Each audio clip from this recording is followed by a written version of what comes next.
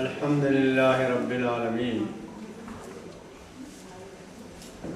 والصلاة والسلام علی اشرف المرسلین محمد الامین خاتم النبیین حبیبنا و حبیب رب العالمین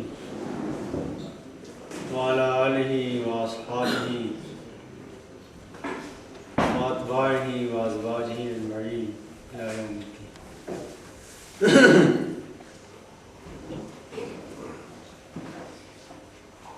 رائے حق کے قابل احترام ساتھیوں، رائے حق کی بہنوں، السلام علیکم ورحمۃ اللہ۔ اس وقت سورہ مدثر کے بارے میں کچھ باتیں عرض کرنی ہیں۔ سورہ مدثر کے بارے میں ایک رائے تو یہ ہے کہ سب سے پہلی نازل ہونے والی آیتیں یہی ہیں، یا ایھا المدثر قم فانذر وربک فکبر۔ اس کے راوی بھی کئی ہیں،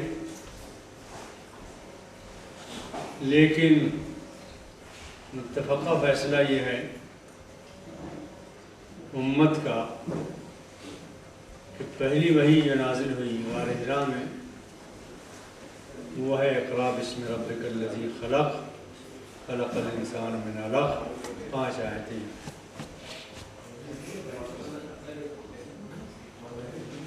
اصل بات یہ ہے کہ پہلی وحی کے نزول کے بعد ایک عرصے تک، ایک مدت تک وحی نہیں آئی، اور نبی صلی اللہ علیہ وسلم کے اندر وحی کے برداشت کی قوت پیدا کرنے کے لیے اور نئی وحی کے نزول کو برداشت کرنے کے لیے اللہ تعالیٰ نے سکت پیدا فرمائی، قوت پیدا فرمائی، اور کچھ فترے کے بعد، کچھ مدت کے بعد پھر سورہ مدثر نازل ہوئی۔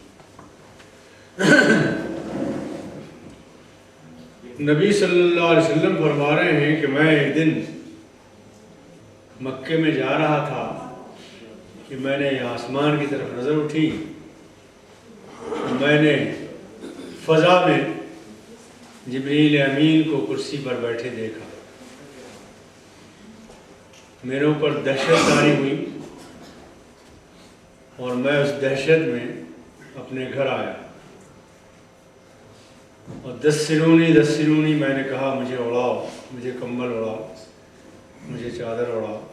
پھر میں کہتا ہوا گھر آیا، مجھے چادر اڑائی گئی، اور اس کے بعد پھر یہ صورت نازل ہوئی، یا ایھا المدثر قم فانذر۔ نبی صلی اللہ علیہ وسلم پر پہلی وحی جب نازل ہوئی تو آپ پر یہ فکر طاری ہوئی کہ میں اس بوجھ کو کیسے اٹھاؤں گا، اس منصب کا حق کیسے ادا کروں گا۔ پوری دنیا میں کرۂ ارض پر جہالت ہے، بے دینی ہے، شرک ہے، کفر ہے، کیسے مٹاؤں گا۔ اس فکر میں اور اس دھن میں اور اس غم میں آپ کا بدن ٹوٹ رہا تھا۔ اللہ تعالیٰ نے یہ آیت نازل فرمائی، یا ایھا المدثر قم فانذر۔ حج کا دور بھی قریب تھا، حج کا زمانہ بھی قریب تھا۔ دار الندوہ میں ابو جہل نے، ولید بن مغیرہ نے اور وہ سرداران قریش نے مشورہ کیا کہ اب تو نبی صلی اللہ علیہ وسلم حج میں آنے والوں کے خیمے لگیں گے اور آپ جا کر یہ وحی پہنچائیں گے، دین پہنچائیں گے، دین توحید پہنچائیں گے، اور شرک کا کیا بنے گا، ہمارا کیا بنے گا۔ تو انہوں نے میٹنگ کی اور میٹنگ میں طے ہوا کہ کیا کہا جائے، تو ولید بن مغیرہ ایک ذہین انسان تھا، کھڑا ہوا اور اس نے کہا کہ اگر آپ لوگ کہیں گے مجنون ہے تو ہم جانتے ہیں مجنون کو بھی، آپ کاہن کہیں گے تو کاہن کو بھی ہم جانتے ہیں، آپ شاعر کہتے ہیں تو شاعر کو بھی ہم جانتے ہیں، آپ انہیں جادوگر کہیں گے تو جادوگر کا بھی حال معلوم ہے، کوئی مان کے نہیں دے گا۔ ابو جہل نے کہا تیرا ناز جائے، تو انہیں سب چیزوں کا انکار کر دیا، معلوم ہوتا ہے کہ تجھ پر اثر ہو گیا۔ ولید بن مغیرہ نے کہا اچھا مجھے موقع دو، فرصت دو، تھوڑا موقع دو، میں سوچتا ہوں۔ انہو فکر وقدر ثم قتل کیف قدر ثم نظر وعبس وبصر ثم ادبر واستکبر فقال ان ھذا الا سحر یؤثر۔ اور اس نے کہا کہ یہ ایک اثر کرنے والا جادو ہے۔ یہ بات تسلیم کی گئی کہ ہم سب لوگ ان کو جادوگر کہیں گے کہ جب سے یہ آئے ہیں باپ بیٹے میں جدائی ہو گئی ہے جادو کے اثر سے، بیوی شوہر میں جدائی ہو گئی ہے ان کے جادو کے اثر سے، یہ بات کہیں گے۔ اسی صورت میں اللہ تعالیٰ نے یہ بات بھی کہی ہے کہ جہنم پر 19 فرشتے مقرر ہیں، تو اس کو بھی لوگوں نے مذاق بنایا، اور ابو جہل نے کہا کہ ان میں سے ایک بڑی تعداد کو تو میں بھگت لوں گا، اب رہ گئی تھوڑے سے اور رہ جائیں گے، تم لوگ آگے بڑھ کے سنبھال لینا ان کو۔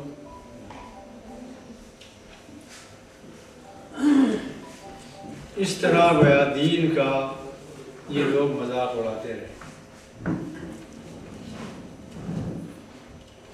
کبھی کبھی سوچنے کی بات یہ ہوتی ہے، ذہن میں یہ بات آتی ہے کہ رسول اللہ صلی اللہ علیہ وسلم پر یہ پہلی وحی نازل ہوئی اور منصب نبوت پر آپ کو سرفراز فرمایا گیا، تو آپ کی بے چینی، بے قراری، اضطراب کی عجیب کیفیت تھی۔ حد یہ ہے کہ حدیثوں میں آتا ہے کہ نبی صلی اللہ علیہ وسلم اس پریشانی میں، اس اضمحلال میں کبھی کبھی پہاڑی پر چڑھ جاتے تھے اور وہاں سے اپنے آپ کو چاہتے تھے کہ میں گراؤں، کہ جبریل امین آتے تھے اور ان کو دلاسا دلاتے تھے کہ آپ اللہ کے رسول ہیں، نبی ہیں، اللہ نے آپ کو رسول اور نبی بنایا ہے۔ جو رسول و نبی بنایا جاتا ہے اس کی حفاظت اللہ کے ذمہ ہوتی ہے۔ سوچنے میں یہ بات کبھی کبھی آتی ہے کہ اسی قرآن میں اللہ نے یہ بھی کہا ہے کہ اے رسول ہم نے آپ کو نبی بنایا، منصب امامت نبوت پر سرفراز فرمایا، تو ان کی پریشانی، ان کے اضطراب، ان کے غم و فکر کیا یہ حال ہے؟ لیکن اسی قرآن میں امت سے کہا گیا کنتم خیر امہ، اے امت کے لوگوں تم بہترین امت ہو، پیغمبر کی طرح تمہاری بعثت ہے، اخرجت للناس، لوگوں کی خاطر تمہیں اٹھایا گیا ہے، لوگوں کی فلاح کے لیے، نجات کے لیے، ہدایت کے لیے، رہنمائی کے لیے تمہیں نکالا گیا ہے، اٹھایا گیا ہے۔ تمہاری ڈیوٹی یہ ہے کہ اب قیامت تک تم تامرون بالمعروف و تنہون عن المنکر، یہ ڈیوٹی انجام دیتے رہو گے۔ کیا ہمیں بھی کبھی کوئی پریشانی، کوئی اضطراب، کوئی غم لاحق ہوا ہے؟ میرا خیال ایسا ہے کہ ہم غافل، بے فکر ہیں۔ اگر کوئی رمق اس فکر کی، اس دھن کی، اس اضطراب کی مل جائے تو رات کی نیندیں حرام ہو جائیں، دن کا چین ختم ہو جائے۔ دعا کیجیے اللہ تعالیٰ سے کہ سکون نہیں بلکہ اضطراب اللہ تعالیٰ عطا فرمائے، اطمینان نہیں بے قراری اللہ تعالیٰ عطا فرمائے،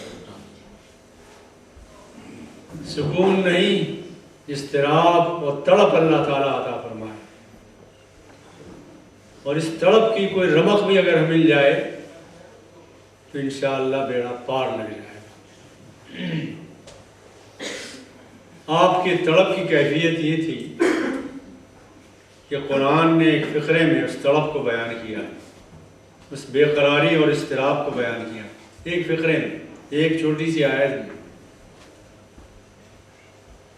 لاکھوں کتابوں پر، سیرتی کتابوں پر بھاری ہے وہ فقرہ جس میں تصویر کشی کی ہے محمد صلی اللہ علیہ وسلم کی، اللہ نے تعارف کرایا ہے اللہ نے اپنے رسول کا، کہا ہے لعلک باخع نفسک علی آثارہم ان لم یؤمنوا بہذا الحدیث اسفا۔ اے محمد صلی اللہ علیہ وسلم، آپ تو شاید اپنے آپ کو ہی ہلکان کر ڈالیں گے اس غم میں کہ یہ لوگ اس قرآن پر ایمان کیوں نہیں لاتے۔ اس غم میں آپ اپنے آپ کو ہلکان کر ڈالیں گے، ختم کر ڈالیں گے۔ ان کا حال یہ ہے کہ اللہ ان کو روک رہا ہے کہ اتنی ذمہ داری ہم نے نہیں ڈالی آپ پر کہ آپ اپنے آپ کو ہلاک کر ڈالیں اس غم میں، فکر میں۔ ہمارا حال یہ ہے کہ ہمارا امیر، ہمارا ذمہ دار ہمیں بتاتا رہتا ہے، اکساتا رہتا ہے، بار بار ٹھونگے لگاتا رہتا ہے کہ بڑھو، کچھ تو کرو بھائی، کیوں سکون سے بیٹھے ہو۔ بڑا فرق ہے، زمین و آسمان کا فرق ہے، حالانکہ نمائندے ہم محمد صلی اللہ علیہ وسلم کے۔ آپ اس فکر میں ڈوبے ہوئے تھے کہ آپ نے فکر مندی کے لیے چادر اوڑھ رکھی تھی، چادر اڑائی گئی تھی، تو اللہ تعالیٰ نے کہا یا ایھا المدثر، اے چادر اوڑھ کر غم میں ڈوبے رہنے والے، خالی غم میں ڈوبنا کافی نہیں، اٹھو، سماج کے حضور آؤ، نکلو سماج میں، قم، کھڑے ہو جاؤ۔ تمہارا مقام یہ ہے کہ نبوت کے منصب پر کھڑے ہو جاؤ، فانذر اور انذار کا کام کرو۔ انذار کہتے ہیں انجام بد سے ڈرانے کو، لیکن یہ انذار پوری دعوت ہے اسلام کی۔ چنانچہ سورہ نوح میں اللہ تعالیٰ نے انذار کی تفسیر کی ہے اور بتایا ہے کہ انذار کیا ہے۔ کہا گیا انا ارسلنا نوحا الی قومہ، ہم نے نوح علیہ السلام کو اپنی قوم کی طرف بھیجا، اور اس کا بیان ہے، ان بیانیہ ہے، بیان ہے اس کا کہ کس لیے بھیجا۔ ان انذر قومک، کہ قوم کو ڈراؤ، قوم میں انذار کا فریضہ انجام کرو۔ من قبل ان یاتیہم عذاب علیم، اس سے پہلے کہ عذاب علیم آ جائے، دردناک عذاب نازل ہو جائے، اس سے پہلے قوم کو انذار کرو۔ تو انہوں نے کہا یا قوم انی لکم نذیر مبین، ہے میری قوم کے لوگوں، میں نذیر مبین بنا کر بھیجا گیا۔ کیا ہے نذیر مبین؟ فرمایا ان اعبدوا اللہ، انذار یہ ہے، پہلی دفعہ اس کی یہ ہے کہ صرف اللہ کی بندگی کرو، توحید پر جم جاؤ، شرک سے اپنا دامن پاک کرو، ہر طرح کے شرک کو چھوڑو، کسی کے پاس کوئی طاقت نہیں، صرف اللہ واحد اور قہار اس دنیا کا مالک ہے، اسی کی حکمرانی ہے، اسی کی حکومت قائم ہے، اور اسی کے اختیارات یہاں چلتے ہیں۔ پھر اللہ تعالیٰ نے اپنا تعارف یوں کرایا وَإِن يَمْسَسْكَ اللَّهُ بِضُرٍّ فَلَا كَاشِفَ لَهُ إِلَّا هُوَ، اگر وہ اللہ تمہیں کسی مصیبت میں مبتلا کرنا چاہے، کسی آفت میں مبتلا کرنا چاہے، کوئی نقصان تمہیں پہنچانا چاہے، فلا کاشف لہ الا ہو، تو اس مصیبت کو دور کرنے والا، اس نقصان کو دور کرنے والا اللہ کے سوا کوئی نہیں۔ اسی سے لو لگاؤ، مصیبت بھی اسی کی طرف سے ہے، خیر بھی اسی کی طرف سے ہے، کسی اور کے قبضے میں کچھ نہیں۔ موت زید اسی کے قبضے میں، کوئی اور کسی کے پاس کچھ بھی نہیں، کوئی طاقت نہیں، کوئی قوت نہیں۔ حد یہ ہے کہ یخلقکم فی بطون امہاتکم فی ظلمات ثلاث، ماں کے رحم میں 3 پردوں کے اندر، 3 تاریکیوں کے اندر وہ تمہاری تخلیق کرتا ہے، تمہاری تصویر کشی کرتا ہے، تصویر سازی کرتا ہے۔ یخلقکم فی بطون امہاتکم فی ظلمات ثلاث، 3 اندھیریوں کے اندر، وہاں کسی کو کوئی دخل نہیں ہوتا۔ تمہاری اعضاء سازی ہو یا تصویر کشی ہو، تصویر گری ہو، صلاحیتوں کی دین ہو، کسی کا کوئی اختیار نہیں۔ حد یہ ہے کہ جس ماں کے رحم میں بچہ پل رہا ہے، بن رہا ہے، اس کو بھی کوئی دخل نہیں، نہ ذہن بنانے میں، نہ توانائیاں دینے میں، نہ صورت گرنی میں، کوئی کیفیت اس کی، کوئی اختیار اس کا نہیں۔ اگر ذرا برابر بھی اختیار ہوتا کسی ماں کو تو کسی کا بچہ بدصورت پیدا نہ ہوتا۔ یصورکم فی الارحام کیف یشاء، تمہاری تصویر کشی کرتا رحموں میں جس طرح وہ چاہتا ہے۔ ان اعبدوا اللہ، تنہا اس کی بندگی کرو جس کے اختیار میں سب کچھ ہے، تمہاری تخلیق ہو، تمہاری توانائیاں ہوں، تمہاری صلاحیتیں ہوں، تمہارا نفع نقصان ہو، موت و زیست ہو، سب چیزیں اس کے اختیار میں ہیں، کسی کے اختیار میں کچھ نہیں۔ واتقوہ، اور اس سے ڈر کر زندگی گزارو کہ ایک دن اس کا سامنا کرنا ہے، ایک دن اس کو حساب دینا ہے، ایک ایک چیز کے بارے میں پوچھے گا اللہ تعالیٰ۔ وَلَتُسْأَلُنَّ يَوْمَئِذٍ عَنِ النَّعِيمِ، جو نعمتیں تمہیں دی گئی ہیں ان میں ایک ایک کے بارے میں اللہ تعالیٰ تم سے سوال کرے گا۔ وَأَطِیعُونَ، اور پیغمبر کی اطاعت کرو۔ 3 بنیادوں پر مشتمل ہے انذار: توحید، آخرت اور رسالت، اطاعت رسالت۔ محمد صلی اللہ علیہ وسلم پر ایمان لانے کے بعد اطاعت کے ساتھ ساتھ اتباع کا بھی حکم ہے۔ اطاعت کی جاتی ہے احکام میں، ضابطوں میں، قوانین میں، اور پیروی ہوتی ہے، اتباع ہوتا ہے ان چیزوں میں بھی جس کا حکم، جس کا قانون، جس کا ضابطہ نہیں بنا ہے۔ تو اللہ کے رسول کی اتباع بھی کرو، اطاعت بھی کرو۔ جو ضابطہ بنا کر دے دیں، جو قانون تمہیں بیان کر دیں، جو اصول و احکام دے دیں دین کے، ان کی اتباع بھی کرو، اور نوافل میں اور مستحبات میں بھی انہی کی سی کیفیت زندگی اختیار کرو، اتباع کرو۔ اس اتباع کا جو صلہ ہے، اتباع رسول کا جو صلہ ہے، جو انعام ہے، وہ اس قدر عظیم انعام ہے، اس قدر عظیم انعام ہے، اتنا بڑا انعام ہے کہ اس سے آگے کی بات انسان سوچ ہی نہیں سکتا۔ اتباع رسول کا جو انعام اللہ نے مقرر کیا ہے وہ اتنا بڑا، اتنا عظیم انعام ہے کہ اس سے آگے کی بات انسان کی سمجھ میں ہی نہیں آ سکتی۔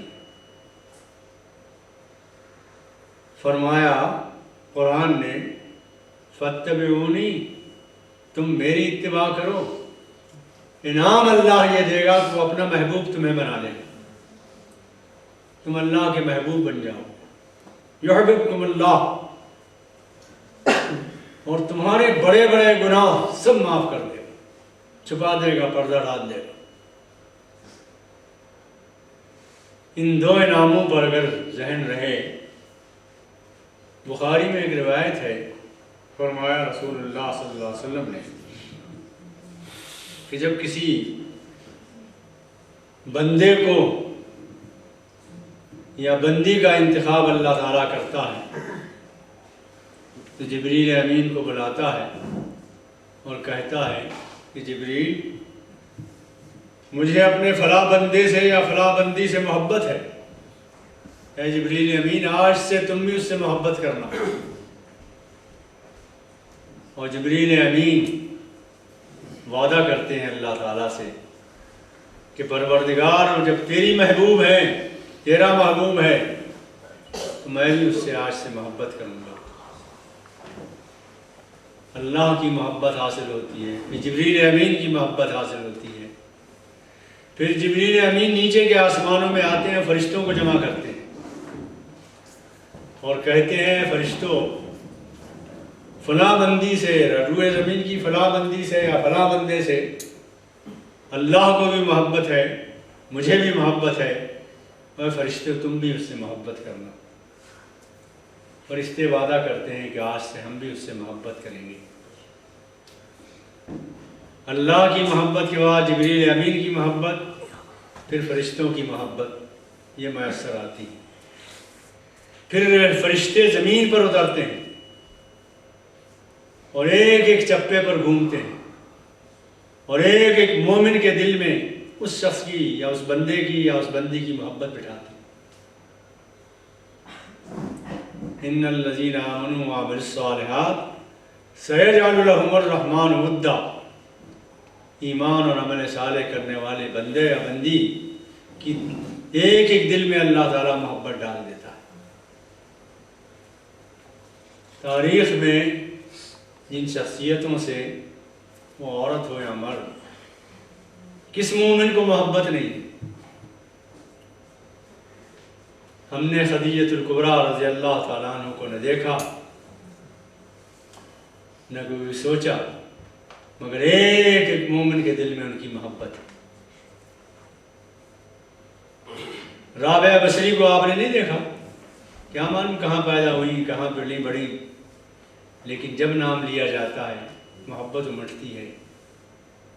ابو بکر صدیق کو ہم نے نہیں دیکھا، عمر فاروق کو نہیں دیکھا، لیکن ایک ایک کے دل میں اس کی محبت ہے۔ اللہ تعالیٰ سے دعا ہے کہ پروردگار ہمیں بھی پیروی رسول، اتباع رسول کی توفیق عطا فرمائے اور ایک ایک شخص کے دل میں ہماری محبت پیدا ہو۔ اور ظاہر ہے کہ اللہ محبت کرے، فرشتے محبت کریں، جبریل امین محبت کریں اور ایک ایک مومن محبت کرے، تو وہ بندہ تو وہی ہوگا جس سے کہا گیا ہے یا ایتھا النفس المطمئنہ ارجعی الی ربک راضیۃ مرضیہ فادخلی فی عبادی وادخلی جنتی۔ اگر موقع رہا راضیۃ مرضیہ کے بارے میں بھی کچھ باتیں بتائیں گے۔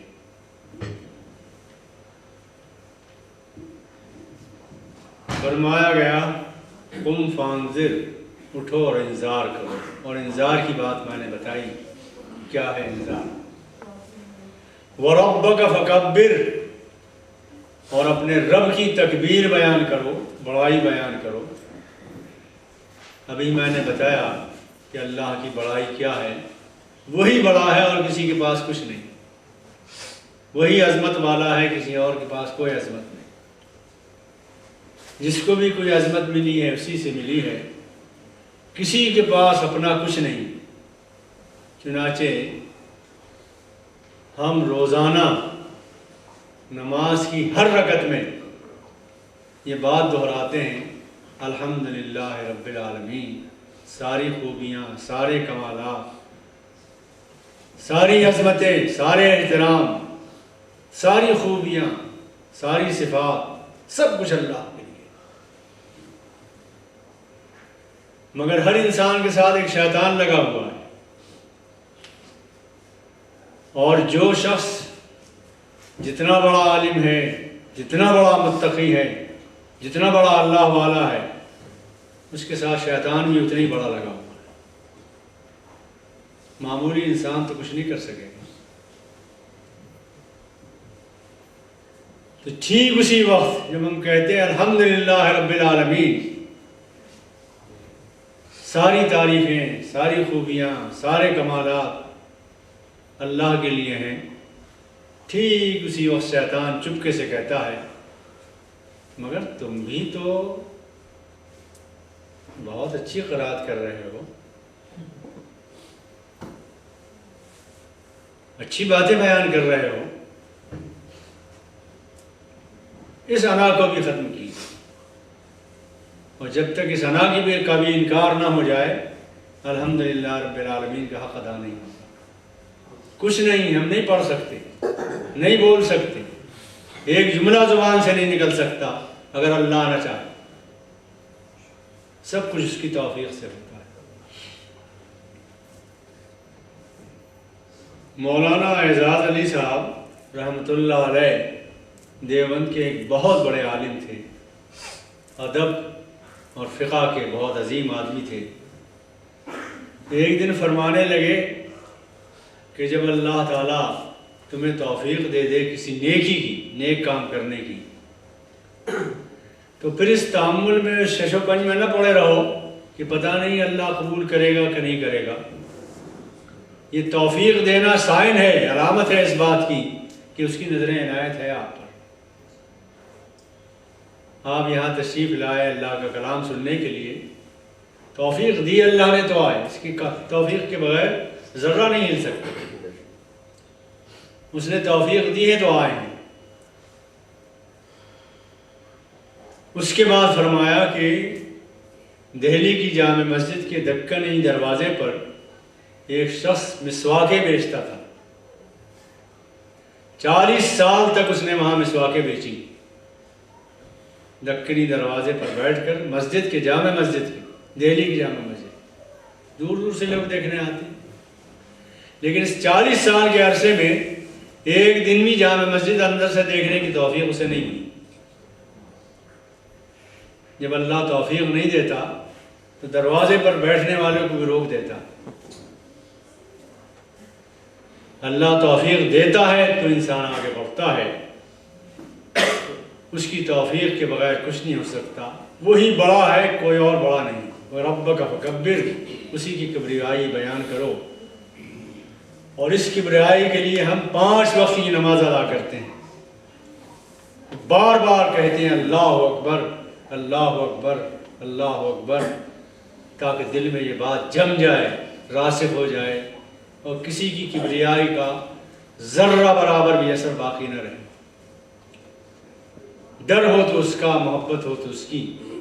وہ فرمایا عمر فاروق رضی اللہ تعالیٰ عنہ نے، جو اللہ سے ڈرتا ہے وہ کسی چیز سے نہیں ڈرتا،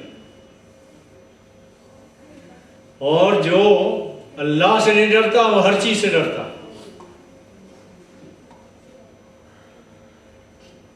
وَثِيَابَكَ فَطَهِّرْ، اور اپنے لباس کو پاک رکھو۔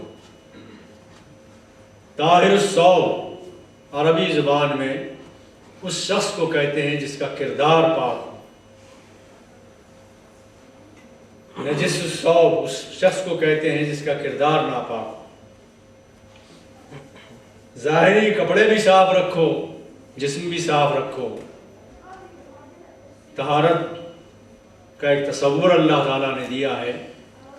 دنیا میں تصور صفائی کا تو ہے، لیکن یہ واحد امت ہے محمد صلی اللہ علیہ وسلم کی جس کے بعد طہارت کے بعد، صفائی کے بعد طہارت کا تصور ہے، پاکی کا تصور ہے۔ کسی کے یہاں پاکی کا تصور نہیں ہے۔ بیسن میں پانی بھر کر، صابن گھول کر اسی سے منہ دھو لیتے ہیں اور تولیے سے پوچھنے کے بعد صاف ہو جاتے ہیں۔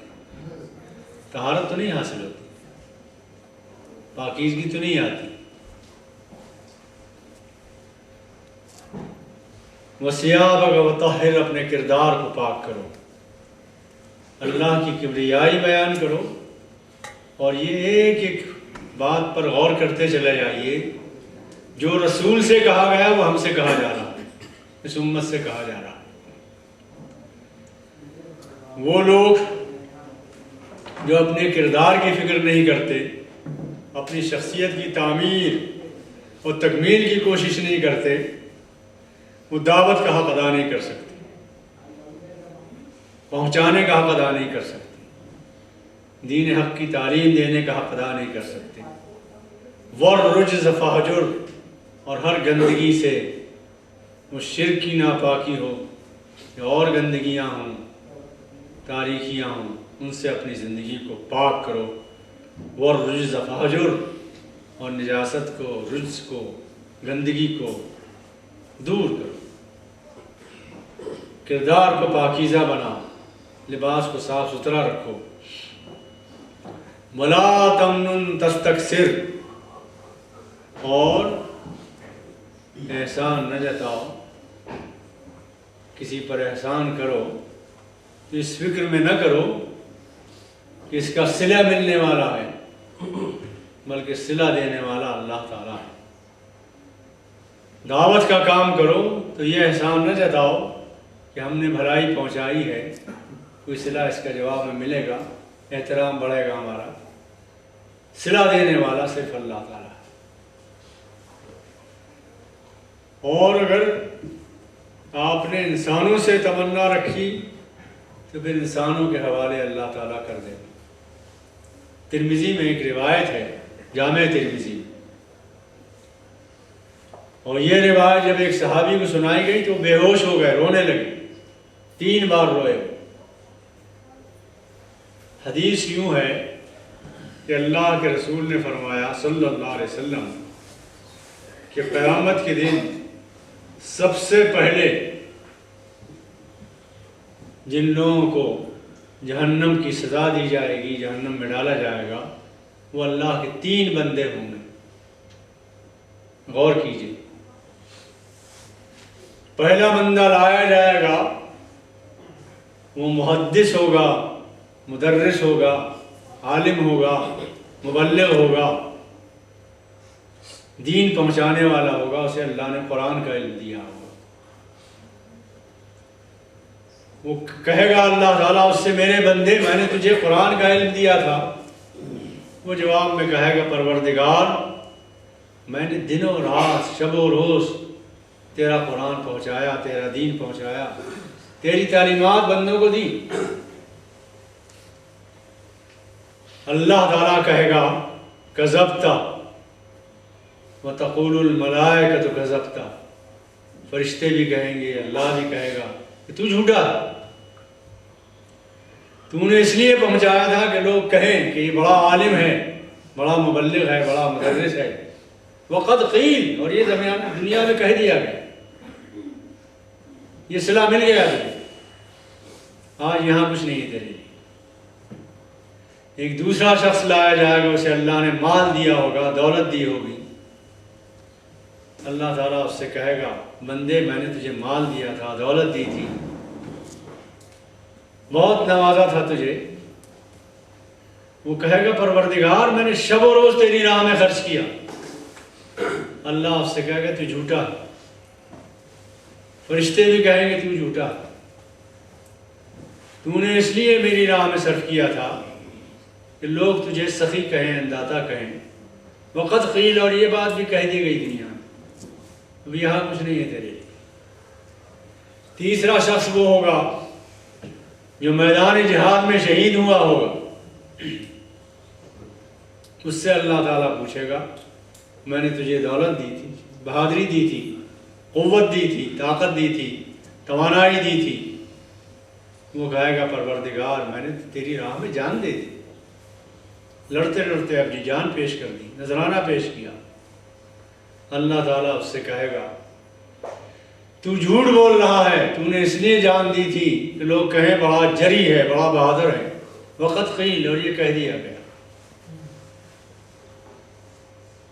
اس لیے اس راہ میں سب سے بڑی پونجی، سب سے بڑا سرمایہ، سب سے بڑی دولت اخلاص ہے کہ جو کچھ کیا جائے صرف اللہ کے لیے کیا جائے، اس میں کسی کی شرکت نہ ہو، تب اللہ تعالیٰ قبول کرتا ہے۔ چنانچہ ایک اور روایت ہے، اس میں اللہ تعالیٰ نے فرمایا کہ 3 فاعل ہوں گے ہر شخص کے۔ ایک فاعل وہ ہوگا جس کی اللہ کو زیادہ پرواہ نہیں، ایک فاعل وہ ہوگا جس میں معافی کا تو کوئی خاکہ ہی نہیں، خانہ ہی نہیں۔ ایک فاعل وہ ہوگا جس میں معافی کی بالکل گنجائش نہیں، وہ ہے شرک کا فاعل، اللہ کی ذات و صفات میں کسی کی شرکت۔ اور ایک فاعل وہ ہوگا جس کی اللہ کو زیادہ پرواہ نہیں ہوگی، مگر ایک فاعل وہ ہوگا جس میں ایک ایک چیز کا حساب لیا جائے گا۔ آئیے دوستوں اس پر غور کریں، بہنوں اس پر غور کریں۔ وہ پہلا فاعل جس میں معافی کی کوئی گنجائش نہیں ہوگی، وہ اللہ کی توحید کا فاعل ہے۔ توحید کے معاملے میں کوئی معافی کا خانہ نہیں۔ دوسری فاعل عبادات کی ہوگی، اللہ جس کو چاہے گا معاف کر دے گا، جس کو چاہے گا پکڑ کرے گا۔ تیسری فاعل معاملات کی ہوگی، بندوں کے حقوق کی ہوگی، اس میں اللہ تعالیٰ ایک ایک چیز کا حساب لے گا۔ آئیے بندوں کے حقوق ادا کرنے میں کبھی کوتاہی نہ کریں، ایک ایک بندے کا حق پہنچائیں، ایک ایک بندے کا حق ادا کرنے کی کوشش کریں، تاکہ یہ تینوں فائلیں صاف ستھری۔ وَلِرَبِّكَ فَاصْبِرْ، اور اپنی رب کی رضا کی خاطر صبر کرو۔ صبر کے اسٹیج تو یوں بہت سارے ہیں، مگر 3 اسٹیج بیان کرتا ہوں۔ پہلا اسٹیج یہ ہے کہ بندہ اشتعال میں نہ آئے، اس کے ساتھ ظلم زیادتی ہو رہی ہو، اس کے خلاف پروپیگنڈا ہو رہا ہو، اسے ستایا جا رہا ہو، کسی حال میں وہ اشتعال میں نہ آئے، اور حالات کتنے ہی سنگین ہوں، کتنے ہی سخت ہوں، وہ اپنی شان کے مطابق، اپنے مقام کے مطابق، اپنے منصب کے مطابق کردار اختیار کرے، سنجیدہ اختیار ہو، سنجیدہ کردار برداشت کرے، سخت سے سخت حالات کو برداشت کرے، اشتعال میں نہ آئے، اور کوئی ایسا رویہ اختیار نہ کرے جو اس کے ایمان اور اخلاق و کردار کے شائع نشان نہ ہو، جو دینی اخلاقیات کے خلاف کوئی کردار ہو وہ نہ اختیار کرے۔ یہ صبر کا ایک پہلو۔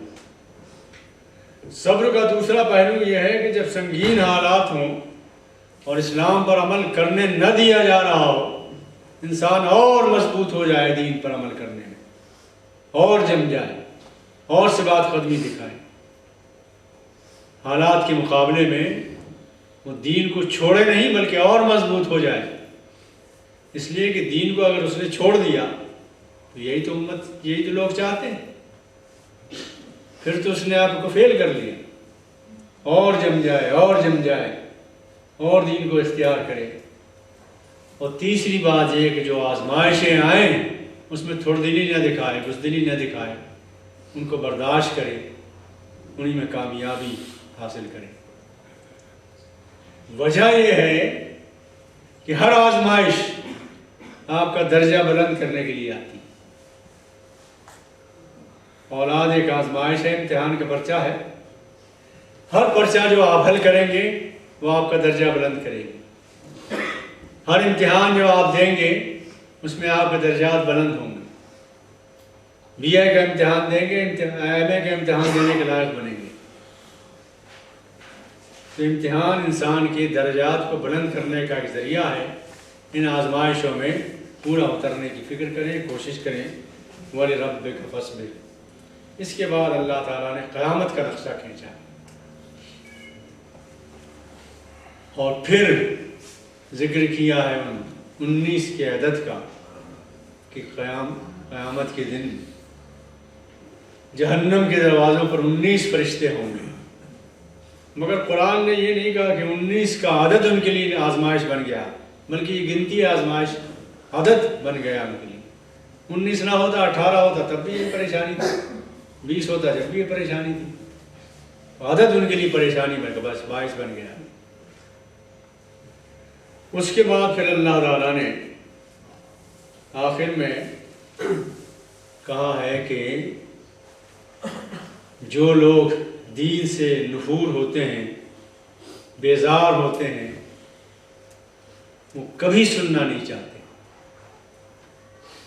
بھاگتے ہیں، جیسے شیر کی آواز سے جنگل کا گدھا بھاگنے کی فکر کرتا ہے، اس طرح دین کی باتیں سننے سے جو لوگ دین سے بیزار ہوتے ہیں وہ بھاگتے ہیں، گوارا ہی نہیں ہوتا انہیں سننا۔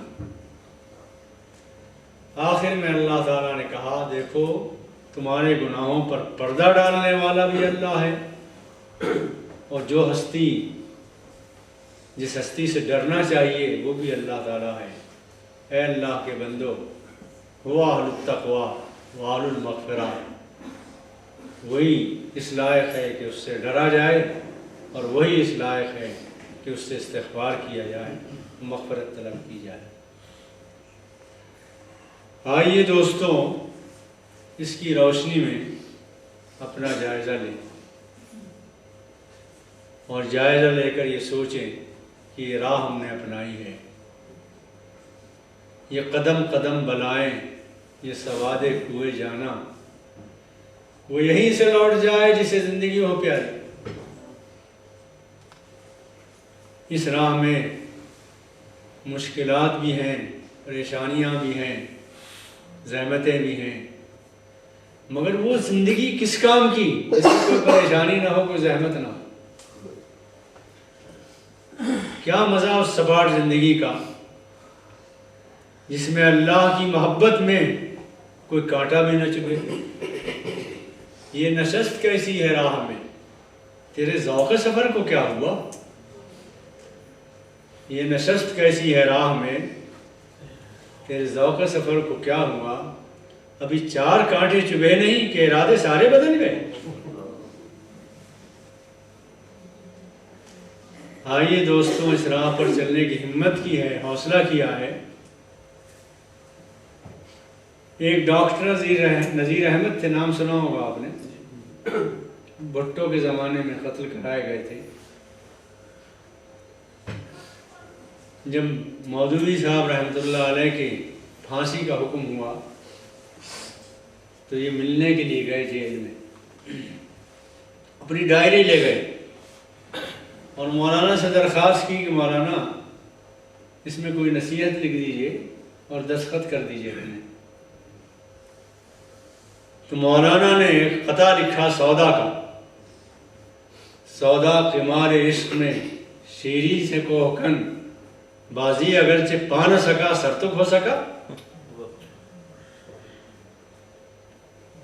کس منہ سے اپنے آپ کو کہتا ہے، کس منہ سے اپنے آپ کو کہتا ہے عشق باز، اے کم ثواب تجھ سے تو یہ بھی نہ ہو سکا۔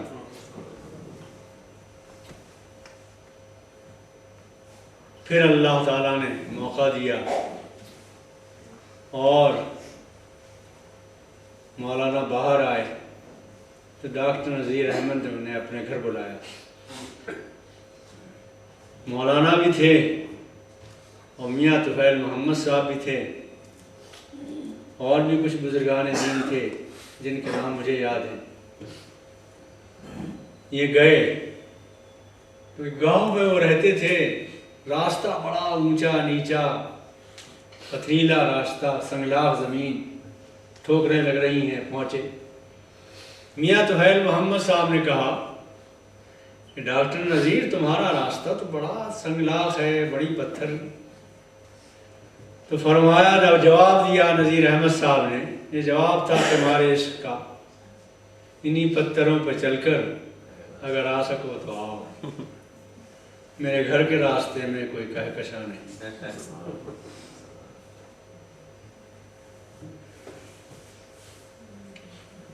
اللہ تعالیٰ ان کی مغفرت فرمائے۔ ان کی غلطیوں کو معاف فرمائے، ان کے درجات بلند فرمائے۔ کل ہم نہیں ہوں گے، یہ اجتماع ہوگا، لوگ بھی ہوں گے، درس بھی ہو رہا ہوگا، خواتین بھی ہوں گی، مرد بھی ہوں گے۔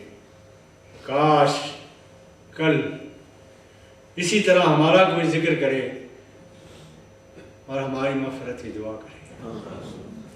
وآخر دعوانا ان الحمد للہ۔ جزاکم اللہ۔